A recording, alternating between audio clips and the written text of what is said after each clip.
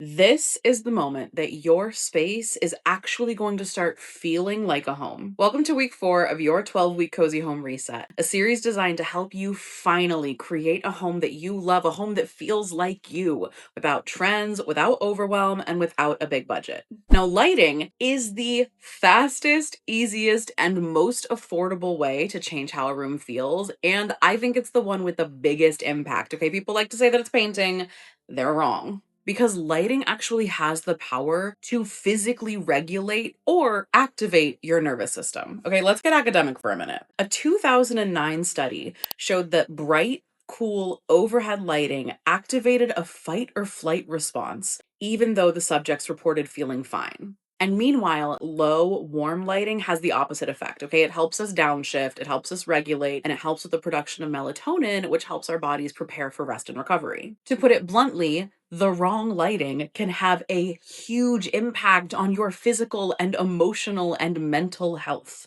So I think the stakes of getting the lighting right in your home are very high. We're conditioned to think of lighting as a finishing touch, but it's not. It is the emotional core of your home. Good lighting is all about layering. And common misconception, layering is not just about adding more light, it's really about giving yourself options. There are 3 layers of good lighting, and you need all 3 of them working together in your home. Ambient lighting is your foundation. This is the overall illumination of a room. Think ceiling lights, wall sconces, floor lamps, even table lamps are part of your ambient lighting scape. And the goal is to create soft, even and diffused light across the entire room. So you don't want dark spots or shadows. Ambient light is about making sure that you can navigate your home safely and comfortably. And then task lighting is going to support a specific activity or task, like a reading light or a desk lamp. Task lighting should be focused, specific, and adjustable. And then accent lighting is my favorite because it is just all about creating a vibe. Its purpose is to highlight objects or features or architecture or textures in your space to create atmosphere and drama. We're talking art lights, spotlights, strip lights, even lighted furniture. This is where mood and visual interest come in. So when you're building your lighting plan for your home, you want to build it in that order. Ambient light, get the overall glow. Task light, make sure you can do what you need. And then accent lighting as the final touches, the moody ambiance. And a really important key is that you want your lights to be controlled independently. Even though it is so convenient to just flick a switch and have the entire room turn on at one time, layering really only works if you can decide which lights to use when, so that you can be adjusting the lighting to your needs. Because there is no one universal lighting scape that is going to be what you need every time of every day for every activity in every moment. That's just not how it works. And then when you're thinking about layering lighting, you want to be thinking about lighting at different heights. So think about the ceiling, the walls, the tabletops, and even the floor. A mix of high and low lighting creates depth and dimension. I honestly think the floor is one of the most overlooked places for lighting and interior design. You could use something sculptural like a floor lamp or low spotlights or even like a subtle LED strip to really bring your lighting to the next level.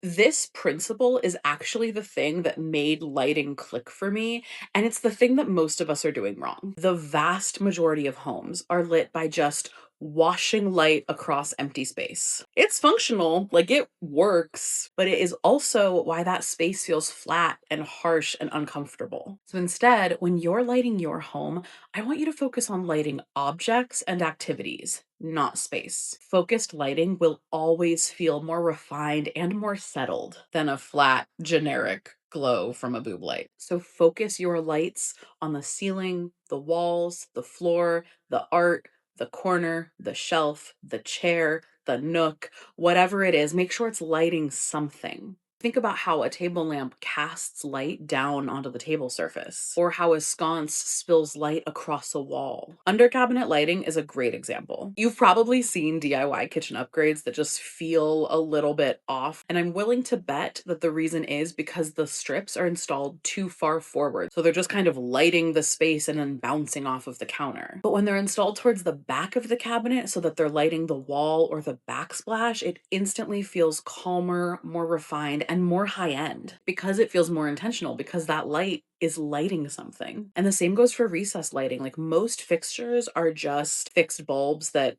point light straight down into the empty space beneath them, but you can upgrade them to fixtures that are tiltable so that you can direct the light towards the wall. That small difference alone can dramatically soften a space, even in a rental. And then beyond objects, think about lighting activities, whether it's reading or working or eating or relaxing or game night. Like every activity needs a different kind of light. When you light objects and activities instead of just blank empty space, your body starts to understand the room because the lighting becomes a cue system. And that is what makes a home feel cozy and warm and inviting and easy to be in. So ask yourself, what is this light focused on? And if the answer is nothing, it's probably not doing you any favors.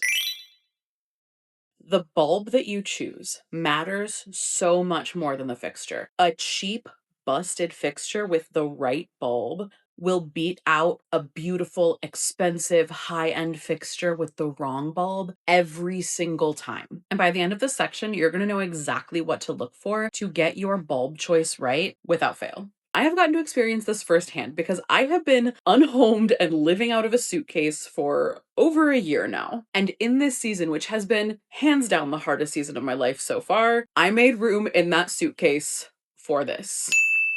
And I am not exaggerating when I tell you that this light bulb has done more for my mental health over the past year than almost anything else. I hear footsteps. Hello, what's happening for you? How I been good for your mental health? You've been so good for my mental health. This light bulb, combined with this partner, has done more for my mental health than probably anything else. When you're buying a light bulb, there are 3 things that I want you to pay attention to, and all of them are printed right on the box. First is brightness, and brightness is measured in lumens. Okay, so we are looking for a number on the box. We're ignoring marketing terms like soft white and warm glow. We are just looking for numbers. The higher the number, the brighter the light. The lower the number, the dimmer the light. Now you need a bulb that is bright enough for its intended use, but not so bright that it is causing eye strain or overwhelming your nervous system or freaking you out. Here's your cheat sheet. 250 to 450 lumens is going to be very soft accent lighting for cozy corners. 450 to 600 lumens is kind of your sweet spot for your overall lighting. It's going to be great for most lamps and fixtures in living spaces. 600 to 800 lumens is going to be a brighter task lighting. And then anything above 800 lumens is going to be very bright. Think like garage and kitchen, maybe kitchen. I think it's a bit bright for a kitchen, but anywhere that you need really high visibility is going to be 800 plus lumens, but I think most of the time you don't really need to go that bright. And remember, we layer lighting, so multiple softer sources of light is going to feel better to your nervous system than one bright, intense source of light every single time. Next is temperature, which is measured in Kelvin. Again, we are ignoring marketing words. We are not paying attention to daylight, to soft white, to any of it. We are looking for numbers. That number is going to be somewhere in the thousands and followed by a K. Temperature ranges from about 1,000 Kelvin to about 10,000 Kelvin, and it's going to tell you how warm or cool a light is, so how orange or blue.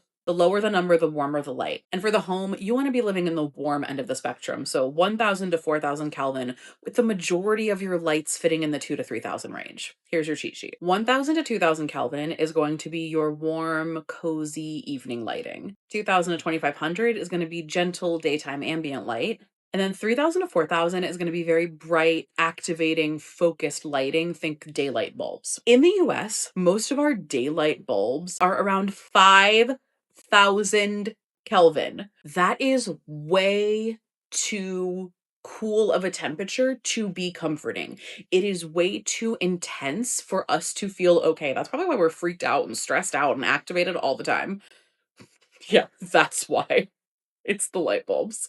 But the purpose of your daylight lighting is just to balance the lighting coming in from outside. Your ideal daylight temperature is going to be kind of a personal choice, and it's based on not only your personal preferences, but also what's happening outside your window. So when I was living in Los Angeles, my preferred daylight setting was about 3,500 Kelvin, and that's because it was reliably bright and sunny outside. But if you live somewhere that's cloudy and gray, you're probably looking at something closer to the 3,000 range, because 3,500 is going to feel jarring compared to what's happening outside your window. So finding your personal daylight might take a little bit of experimenting, but it's totally worth it. And then your evening light is going to be much, much warmer. Once the sun starts to go down, we turn off the big light and we turn on your warmest, coziest fireside lights. Okay, that's how you support your circadian rhythm. That's how you tell your body it's time to start preparing for rest. And then finally, I want you to pay attention to the level of diffusion, okay? Because you have two options here basically.